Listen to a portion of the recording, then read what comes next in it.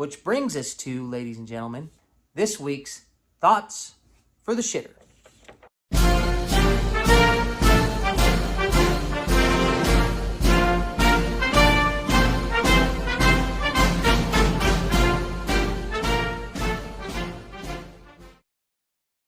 Only in America can a cow travel farther to get butchered than most people do on vacation.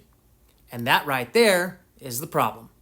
If you raise a cow in your own state, you still have to haul it hundreds of miles to a federally inspected plant just to sell the meat to your neighbor. Why? Because Uncle Sam thinks he knows better than your state, your rancher, and your butcher. That's why Congressman Thomas Massie brought the Prime Act, a bill that says, hey, if the cow was raised here, processed here, and sold here, maybe Washington doesn't need to stick its fork in it. This is what smaller government actually looks like. Trusting states, trusting people, and trusting local communities to feed themselves without federal red tape. It's about folks buy a steak from the rancher down the road instead of sending it through a maze of bureaucracy and middlemen before it ends up back in the same county. Because every time the government adds a new rule, a small producer loses another reason to keep going.